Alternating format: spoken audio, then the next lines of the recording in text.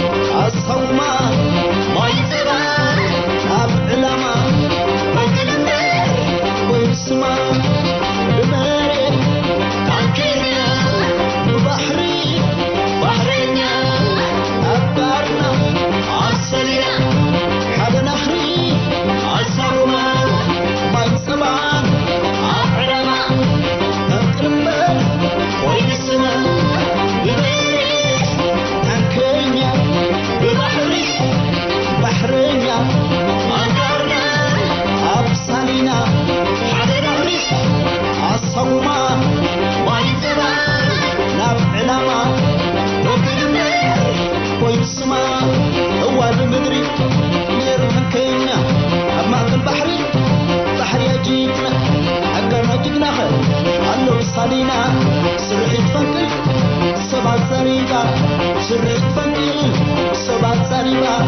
هو مرت حكيميا أما في البحر جيجنا حزباو سراويت حرنت إيرترا لو مقتري نختما مصواع تقطاطيروا حزباو سراويت قدم حيدت ساعاتنا مصواع بعوت زاتوه اب مسمر راس مرا مصواع كمون ابتا ختمان كبابيان نزنبره غزيف سراويت ኢትዮጵያ بمدمساسيو جگانو ተጋደልትና ናብታ ኤርትራዊት ወደብ بعوت كاتون كلو حزب مصواع ንጀጋኑ ዝግባ አቀባብላ ጌሩሎም حزباو سراويت حرنت إيرترا مدقعتو زحالف حاموسي جميرو اب تقداماي معالتي سمين كاب صرغيا اسمرا مصواع نزنبره سراويت صلاء بتاتينو نت استراتيجياو مسمر بتيخو نصبحيتو نقدميت غسغيسو ندغولي تقطاطيروا لو مغاتر دما بعوت ناباصعاتيو ابز تاريخاو عوتزي جigna ህዝባው ሰራዊት حرنت ኤርትራ ማለያ ዘይብሉ ከበት ጽዋርን ላዕሎት አዘዝ ሰራዊት ዝርከብዎም ብዙሓት ወተሃደራትን ማሪኹሎ عنقور فتح زي فتح فدزي سلولو الو كل قريمو بسنك باطع هزاو سراوي يا وزير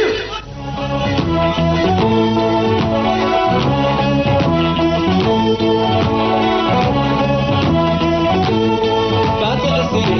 محمد يطي وديري ترى حسب سميرة بدري بدري مركمد يطي حايلي بحري بتنجل بابيرو وحرمتي يطي وديري لا حسب مسميرة بيتري مدري مركمتي يطي حي بحري بتنجل بابيرو عرض أرديفو سمات حليف بعبد ليتي فأصل عدي بعبد مشاك تلح لحيري واتحزب لواق تاريخ اللواق واتحزب لواق اسكي توقس لواق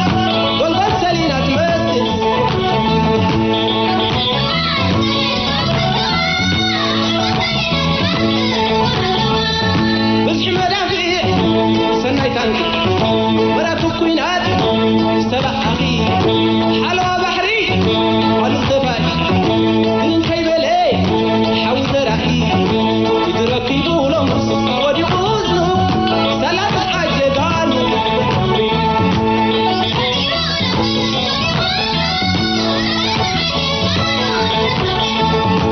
لالو لالو لالو لالي لالو لالو لالو لالو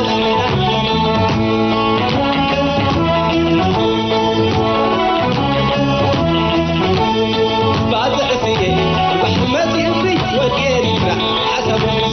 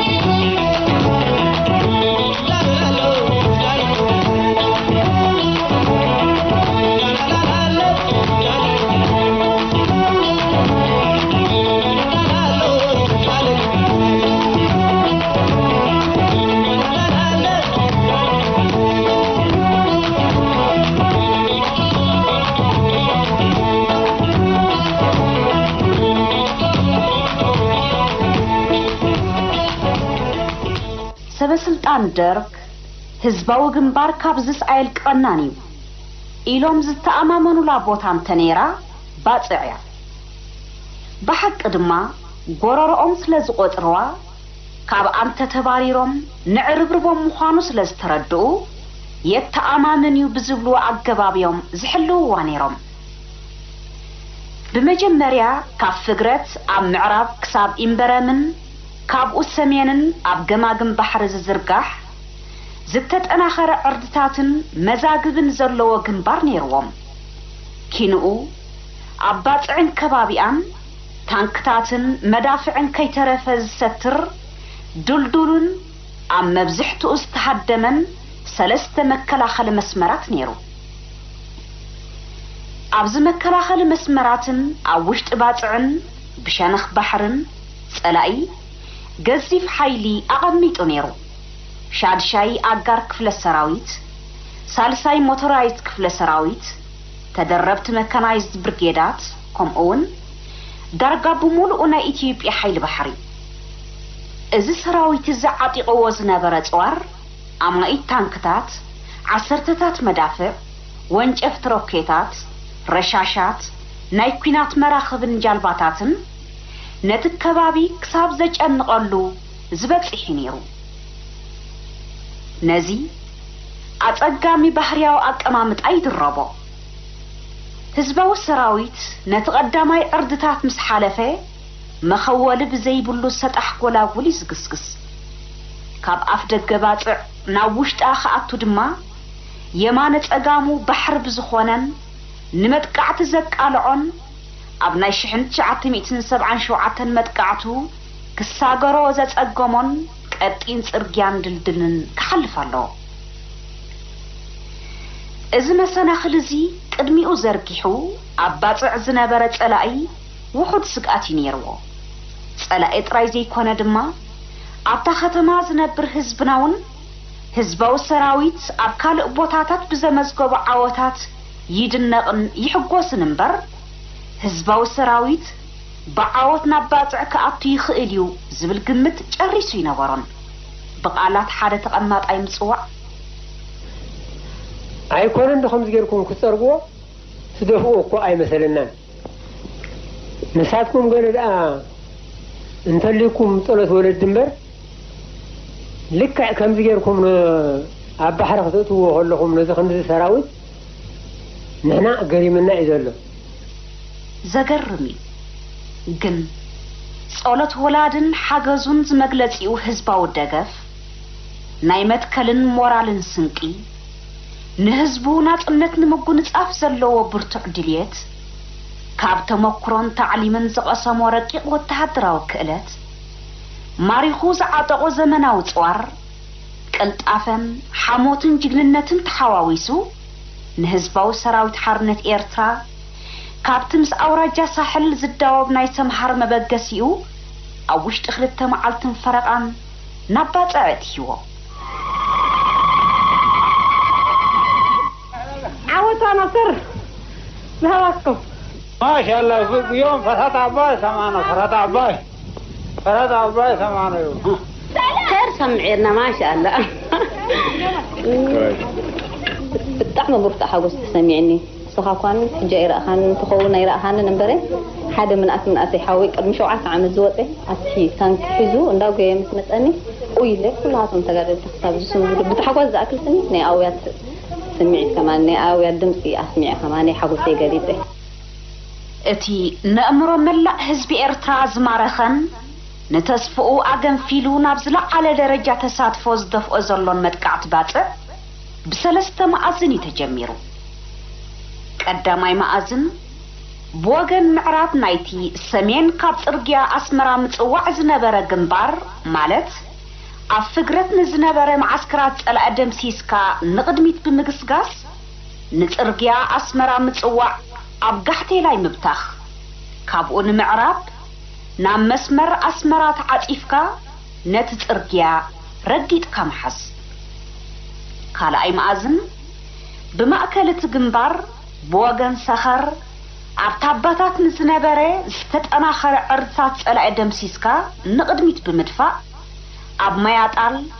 ናብቲ ጽርግያ መእታው ካብኡ ንምብራቕ ብምጥማት ድማ ንዝቃወም ሓይልታት ጸላኢ እናጨፍለቕካ ናብ ባጽዕ ምምራሕ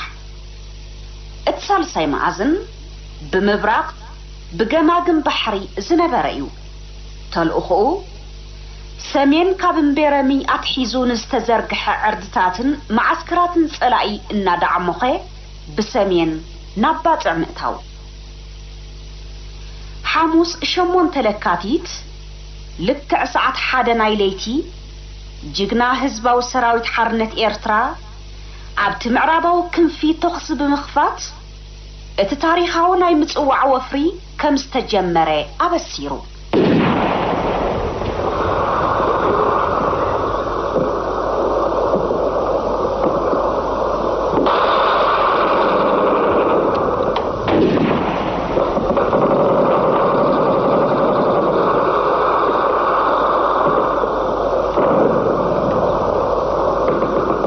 ተጋደልቲ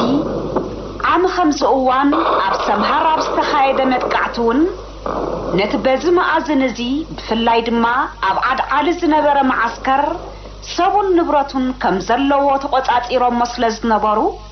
ዝሓለፈ ሰሙን ንመጥቃዕቲ ክብገሱን ከለዉ ንግደት ዓድዓሊ ኸንኽብር ንኺድ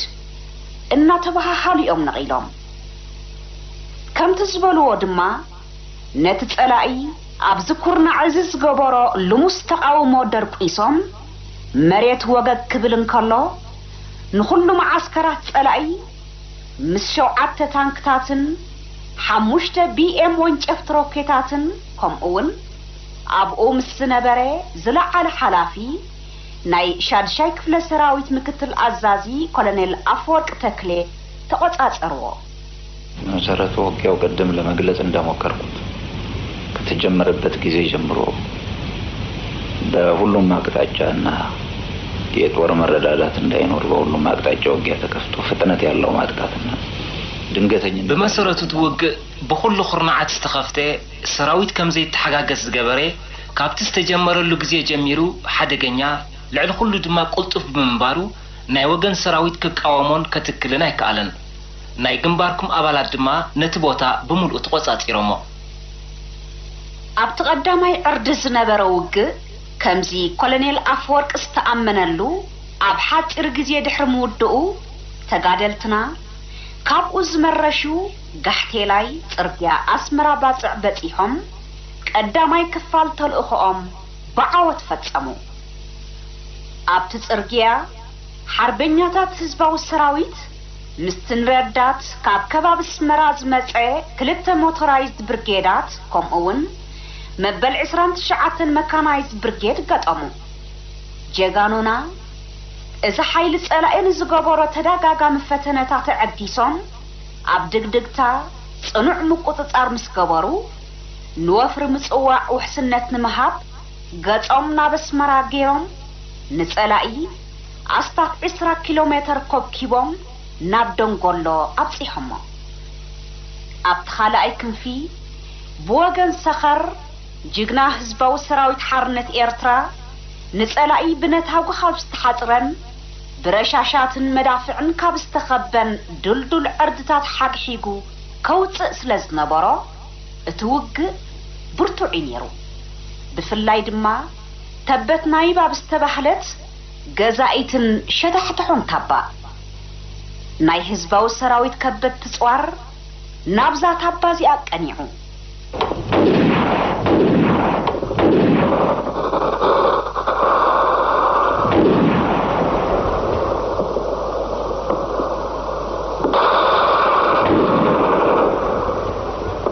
በዚ ተኽሲ ዝተጎልቢቦም ሓርበኛታትና ቦምባ ኢድና ደርበዩ ምጸላኢ ተሓዋወሱ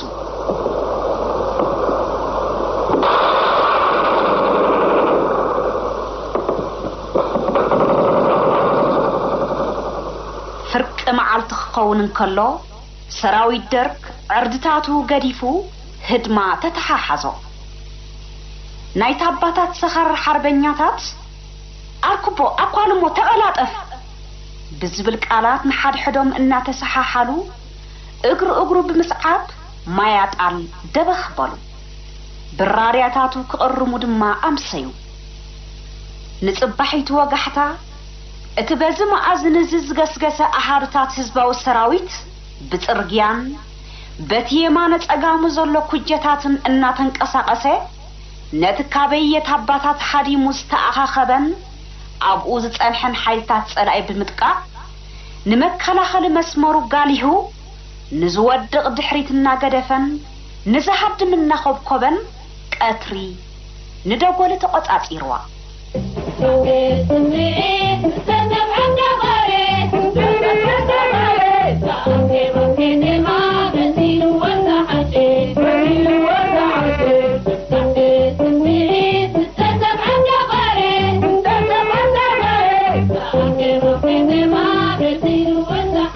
ኪኖ ደጎሊ ጸላኢ ሓይሉና ሰብሰበ ክከላኸል ጅግና ህዝባዊ ሰራዊት ሓርነት ኤርትራ ድማ ክኸቦን ከዳቕቆን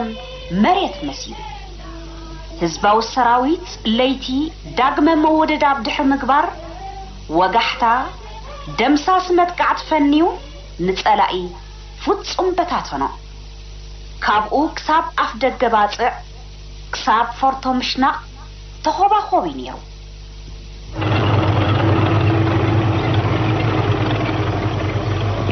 بقى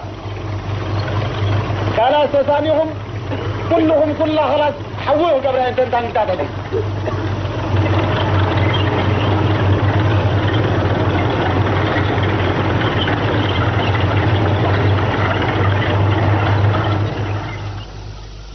ሳልሳይ ክንፊ ብወገን ምብራቅ ብወገን ቀይሕ ባሕሪ ጅግና ህዝባዊ ሰራዊት ሓርነት ኤርትራ ኣብ ሰጣሕ ጎላጉል ብዘደንቕ ምትዕጽጻፍን ኣብ ውሽጡን ምስ ሓይሊ ባሕሪ ብምውህሃድን ንቕድሚት ገስኪሱ ጸላኢ ቁልጡፍ ጉዕዞ ህዝባዊ ሰራዊት ንኸደናዊ በዚ ከባቢዚ ኣግፊሑ ክንቀሳቐስ ትጽቢት ተገይሩሉ ስለ ዝነበረ እቲ በዚ መዓዝን ዝዘጥቅዐ ኣሃርታት ህዝባዊ ሰራዊት ዘተኣማምን መካናይዝድ ሓይልን ናይ ጸረ ታንክ ዓቕምን ይነይርዎ ከምቲ ኣቐዲሙ ዝተገመተ ጸላኢ ጽርግያ ኣስመራ ምጽዋዕ ከም ዝተበትከ ምስ ፈለጠ ነዊሕ ነክፈረክ ድሕሪ ምባል ስሳ ታንክታት ኣምሪሑን ሰራዊቱ ኣኸቲሉን ከንፈሑኽ ጀመረ ኣብቲ ህዝባዊ ሰራዊት ክበጽሖ ዝመደበሉ ቦታ ምስ ኣተወ ሓዊ ተቐበሎ ታንክታትና ፋጸያ ናይ ታንክ ብታንክ ውግእ ሰዓበ ኣጋር ጸረ ታንከኛታትና ጽግዕ ኢሎም ንታንክታት ጸላኢ ኣልግብ ኣበሉለን ኣየ ሓሞት ኣየ ክእለት እቲ ዘስደምም እታ ቀዳመይቲ ዝተተኮሰት ጸረ ታንክ ቦምባ ዒላማ ኣወቂዓ ንሓንቲ ታንክ ቃልቃል ኣበለታ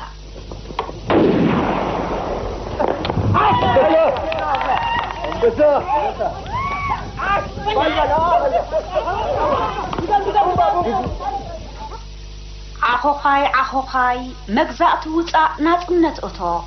በለ ተጋዳላይ ድሕሪ ርብዒ ሰዓት ካልአይቲ ታንክ ተደግመት እሞ ታንክታት ጸላኢ ምስአን ዝመፀ ሰራዊት ራሕሪሐን ክሃድማ ጀመራ ተኽሲ ህዝባዊ ሰራዊት ናብአን ናብተን ታንክታት ቀኒዑ ሳልሰይቲ ታንክ ኣትረፈለን ኣብዚ እዋን እዚ እቲ ታንክታቱ ገዲፈንኦ ዝኸዳ ሰራዊት ጸላኢ ምክልኻል መታንክ ጥዕሞ ኣብቲ ከባቢ ናብ እትርከብ 120 ሜትር ዝብራኺኣ ዝለዓለት ታባ ሓኾረ ካብኡ ብረሻሽን ብሓገዝ መዳፍዕን ክከላኸል እኳ እንተፈተነ ህዝባዊ ሰራዊት ብዝተዓጻጸፈ ይትኩስን ብፍጥነት ይጽጋዕን ስለ ዝነበረ ኣየትከለም ተጋደልትና ነዚ ሓይሊ ጸላኢ ኣጸጽዮም ኣብ ቅድሚኦም ንዝጸንሐ ቃልቃል ዝብላ ጸዋር ጸላኢ ሓሊፎም ናብታ ኻባጽዕ ወጻኢ እትርከብ ናይ መጨረሽታ መዓስከር ሰራዊት ደርግ ገስገሱ ኣብዚ መዓስከር እዚ ግሬቶ ጸላኢ ኣብ ጽኑዕ ዕርድታት ዝኣተዋን ብብዝሒ ዝተሰርዓን ታንክታት ከምኡውን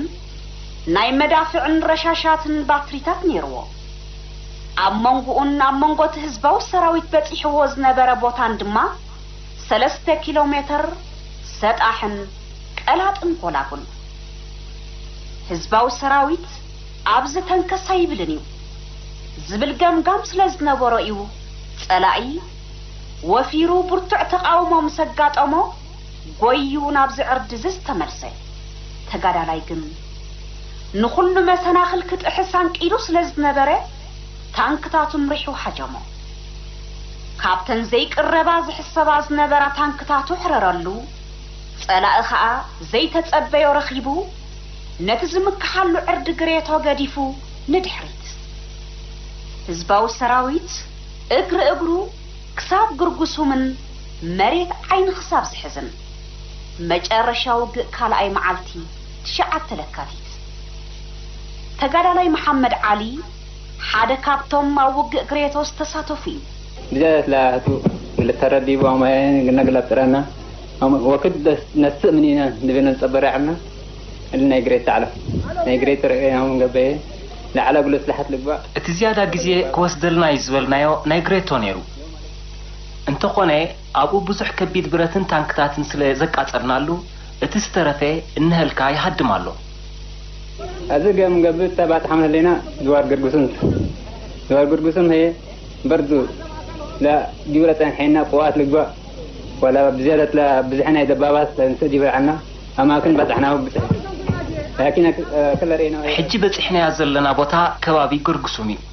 أبزي بوز حتى انكتات كهلو عن سبنيرنا إن قربنا بزخدنا جن زهد منبر زعقت حيلي يرخبنا كاب قرقسوم اتمتقعتي ناوشت باسعيو بمعرابون اتبترقياز دفع حيلي أب أفدقة ختما بتيحو نيرو بمبراق أب بحرينياتاتنا وفر باطع كابز جمرات حيزوم نتسألعي كسانة تابس انخلاء كبيد كسارة يسعبولو نيرو حيل بحر الدرك مس كل أعمون مسالت ياتاتون نوح عدميون كمكتو ما يكالن بحرينياتات درك أب عبيت مراخب كوينوم كبت تسوار حيزوم كابتم بتزامادي ناقشت مراخب زحازو أولاد حيل بحر هزبا وسراويت كفرحون كهادمون مرأي عززتم نزن كنت حاما ما زخونا جلابو تفرحون نسمونكو خماكم هيوات اللوم إلوم كتعرفون كانت أرزقرون مسمع كابز زعبي مسكر نتوفاينتن بالحاتن حاموتن بحرينياتاتنا يلن نايبات عمد قعتي بسمين معرابن بمبراق ببحرن ككايد بموههات أقار مكانايزدن بحرنيان أحادتات نقفز أمي تمديبو نباتع مستخل لبقاست أقور حيل تسألعي مستقات أقام بحرياو أقامامت أم حزقن كندي معال تخوصديو تقادلتنا اتجزي حاصير كم زخون طرطاري نبرون باسلاتو من لو حر ربع شديد كان حنان بينا نسيون زيادة تقول لك حرب يبون سير حنا ولا ما وكنا سمنينا بينا 3-4 يومين كله يبون بينا كمان زيادة نصبر العالم أبات برتع كنات قطمنا يزبر ريته يبلين 3-4 معالتي كتنحنا يزبلنا يا معسكرات كله حليفنا لنا نتسترفه أب حتير أوان بعوض كم نزازمو رجسنيا مزخول لنا تنافس اللي في زلو صوارن مزلو كالت توسخي ناي متكل ناي مران بدكي توسان قدم كاب صباح نقول زحلف هيكونه زبريته لني عبد الروت ناي باطع مدقعتي سراوي الدرك برعد توحيطو بناي رشاشن مدافع تخسي نتختم حوطه كابتي صلايو انصاصيرو خير ايك اتا زي سحب تغارا لاي جن مرسي نبرن وقحتا 10 لكاتيت ناي وفر باصع مجارشتا معرف بناي فورتو مدقعتي تخفته بكل مآزن تأزاز تمحلالفه تبقس تبحله أنا سوا كلاس نتعوض كلنا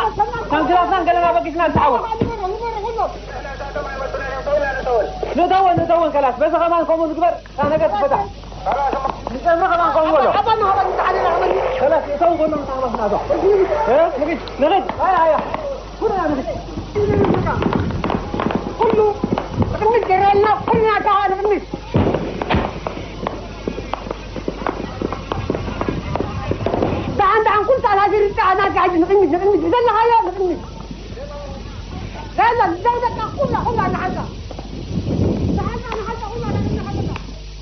ተጋዳላይ ኣብ ቅድሚኡ ወደቡን ማያት ቀይሕ ባሕርን እናረኣየ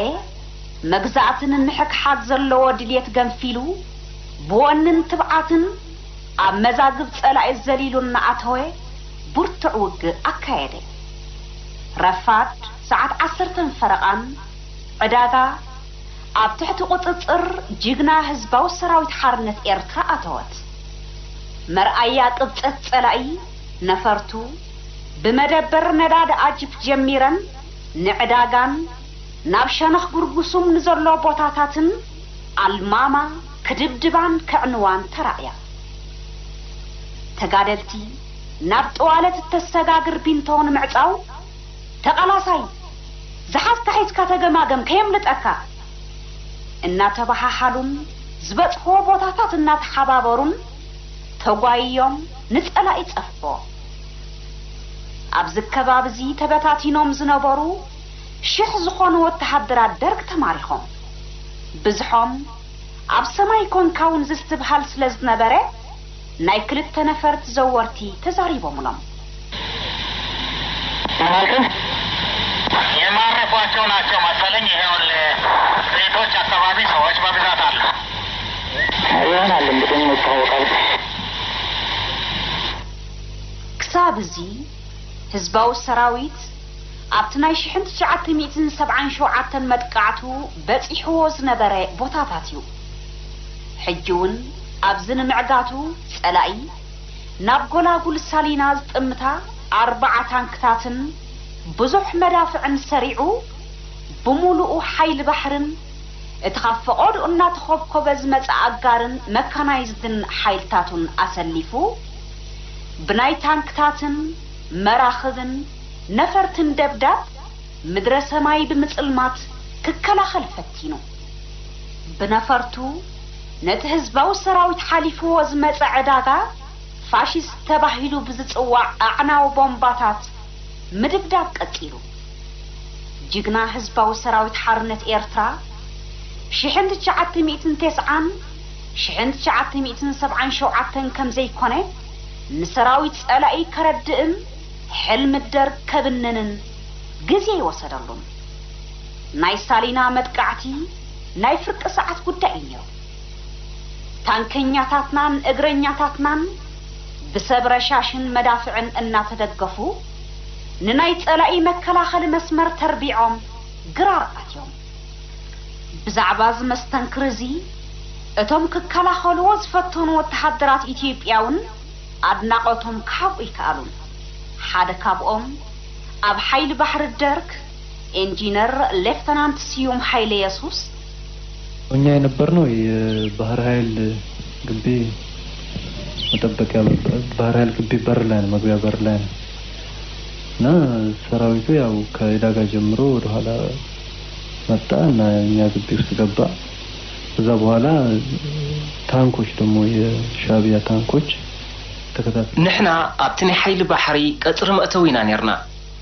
እቲ ሰራዊት ካብ ዕዳጋ ጀሚሩ ንድሕሪት እናበለ ኣብ ውሽጢ እቲ ቀጽሪ ኣትዩ እግሪ ድማ ናይ ሻዕቢያ ታንክታት ንሕና ገና መዝገብናን ከለና ነቲ ቀጽሪ ጥሒሰን ኣትየን ድሕሪ እዚ ክግበር ዝከኣል ኣይነበረን ዝኸኣለ ንድሕሪት ኣምሊጡ ዘይከኣለ ኣብኡ ተሪፉ ተማሪኽና ብሓቂ ናይ ሻዕቢያ ሰራዊት ብግቡእ ኣጥቂዑ ብኽእለቱ ጸብለሊሉ ዓብይ ዓወት ተጎናጺፉ አንጻሩ እኳ እንተተሰለፍኩ ከየድነቕክዎ ኣይተረፍኩን እዚ በትቐንድ ናይ ሳሊና ጽርግያ ዝነበረ መጥቃዕቲ ክኸውን እንከሎ ካብዚ ንጸጋም ብጸቢብ መንገዲ ኣጋር ዝተሓሰ ኣሓርታት ህዝባዊ ሰራዊት እውን ነይሩ ሓደ ካብቶም ኣብኡ ዝተሳተፉ ተጋደልቲ ማእከልነት ቦጠሎኒ ሰመረ ብርሃ ማለት ዓጣ ነቲ ዝተፈጸመ ቅያ ይገልጾ ንሕና ካብኡ ንጸጋም ሓደ ጸቢብ ናይ መንገዲ ኣጋር ግል ጥራሕ ዝኾነ ቡይና ክንጥሕስ ፈቲና ኣብዚ ክንጥሕሰሉ ገለ ኾልና ናይ ብሓቂ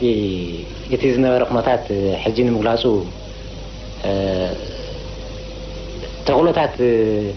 ክሓፅር ይኽእል ግን ናይ ጸላኢ ኣጽዋር ኹን ሰቡ ኹን ተኸብኪቡ ብምሉ ኣብኡ ተገዲሙ ስለ ዝነበረ ናይ ብሓቂ ሰብ ኣይኮነን ጻጸ ንኽተሕልፈሉ እውን ተኽሎታት ዘሎ ኣይመስልን ነይሩ ግን በቲ ናይ መወዳታ ሃረርታን ትጽቢትን ናይ ህዝቢ ኤርትራ ንኸነሩይ ድለት ስለዝነበረ ኩሉ ሰራዊት ኣብዚ ምስቲ ናይ ኣጽዋር ከቢድ ብረትና ተሰኒ ብቦምባን ከላሽናትን በጠበጥን ፍሑኽን እዩ ክጥሕሶ ገለ ኸይሉ ኣብዚ እቲ ዝተማረኸ ሰራዊት ክንዚልካ ክግመት ክለ ኣይከኣለን እዩ ኣብታ ህዝባዊ ሰራዊት ብክልተ መኣዝን ዝኣተዋ ዋና መደበር ሓይሊ ባሕሪ ኢትዮጵያ ናቫል ቤዝ ጸላኢ ገዚፍ ዓቕሚ ነይርዎ ዳርጋ ብምሉእ ዓቕሚ ሓይሊ ባሕሪ ከምኡውን ካብ ዝተፈላለየ መኣዝን ተደፊኡ ናብኡ ዝኣተወ መካናይዝድን እግረኛን ካብዚ ንንየው መህደም ይነበሮም ድሕሪኡ እቲ ክውሕጦ ኣፉኻ ሓቢሉ ዝጽበዮ ቀይሕ ባሕሪ ጥራሕ ነይሩ ስለዚ ናይ ሞትን ሕየትን ውግእ ኣካይዱ ካብ መዛግቡን ዕርድታቱን ምስ ተጸርገ ኣብ መንጎ ዝተፈላለየ ህንጻታት እናተሸኻኾለ ክከላኸል ፈቲኑ ነዚ ተስፋ ምስተኣነሉ ድማ ኣጽዋሩን ተተኰስቱን ትካላቱና ምቅጻል ኣትዩ ነፈርቲ ኩናቱ ነቲ ብኣጂፍን ዕዳጋን ዝጀመረኦ ኣዕናው ደብዳብ ናብ ግራር እውን ኣልሒመንኦ እዚ ኣብ ዝኾነሉ እዋን ኣብ ባሕሪ ዝነበሩ ኣባላት ሓይሊ ባሕሪ ነቲ ኣብ መሬት ዝቕጥቀጥ ዝነበረ ሰራዊቶም ዕድል ንምሃብ ብወገን ጠዋለት ኮይኖም ካብ መራኽብ ክትኩሱ ጀመሩ መን እሞ ግዜ ይሃቦም ታንከኛታትና ሻምብቆኦም ናብኦም ብምዛር ሰለስተ መራኽብ ምስ ሓረሙሎም ዝተረፉ ነብሶም ንኸድሕኑ ተመልጢጦም በዚ ናይ ናቫል ቤዝ ውግእ ተደምዲሙ ኣብኡ ሓይሊ ባሕሪ ኢትዮጵያን እቲ ካብ ብምሉእ እቲ ናይ ውግእ ዞባ ሓዲሙ ዝመፀ ሰራዊት ደርግን ተደምሲሱ ኣጽዋሩን ብዙሓት ኣባላት ሓይሊ ባሕሪ ዝርከብዎም ኣሽሓት ወተሃደራትን ተማሪኾም ባጽዕ ነቶም ኣብ ዝተፈላለየ ክፋላታ ኣብ ኣባይቲ ዝተሸጐጡ ብራርያ ገዲፍካ ካብ ህላወ መግዛእቲ ኢትዮጵያ ተገላጊላ ህዝቢ ኤርትራን ዓለምን በቲ ጸላእቲ ኸይተረፉ ዘድነቕዎ ጅግንነትን ጽንዓትን ህዝባዊ ሰራዊት ዝተመዝገበ ታሪኻዊ ኤርትራዊ ዓወት ተበሲራ ንሓፂር ግዜ ዝመፀና ኣገዳሲ ዜና ነቕርበልኩም ጅግና ህዝባዊ ሰራዊት ሓርነት ኤርትራ ኣባፅዕን ከባቢኣን ዓስኪሩ ንዝጸንሐ ገዚፍ ሰራዊት መግዛእቲ ኢትዮጵያ ብምድምሳስ ቅድሚ ሓፂር እዋን بعوض ناس كتما متوع أتيو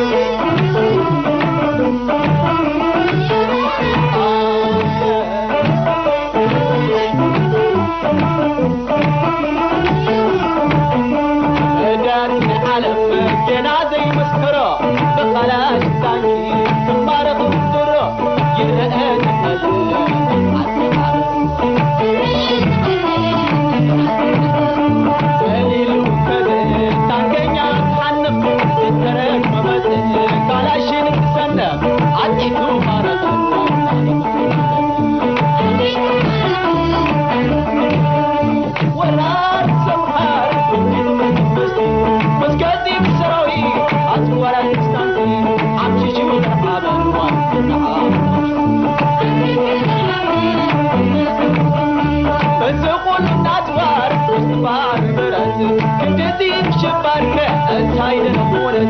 السناي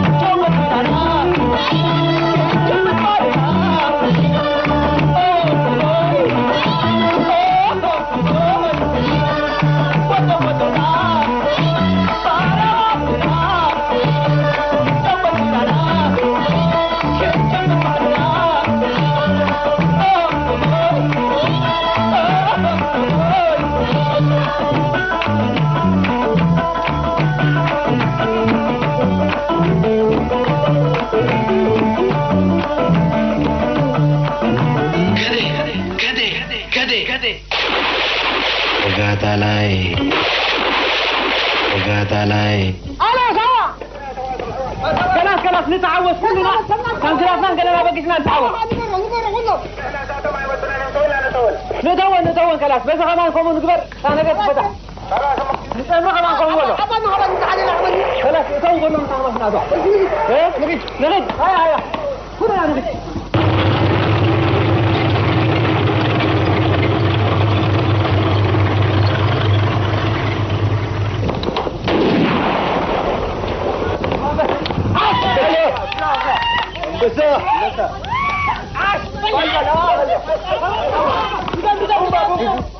كده رارقو قودنا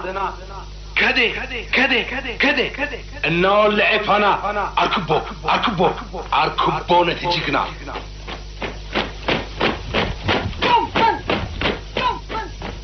كده تقنطت المات كده الناس ابابه غاغات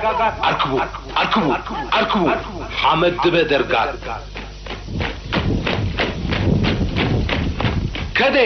كده تونጨፈ قدميت كده ጨቢጡ خعوت اركبو ايتترفو دحري كده انا قبر حرا كده انا تخلي بانديرا اركبو تقبلكم حضرا كده تقنطت المات كده انا طببي غاغات اركبو حمد بدرغات كده تونጨፈ قدميت كده ጨቢጡ خعوت اركبو ايتترفو دحري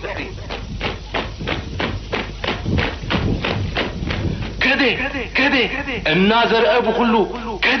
كده فلستات تخيلو حفظ كسكس سعار اللو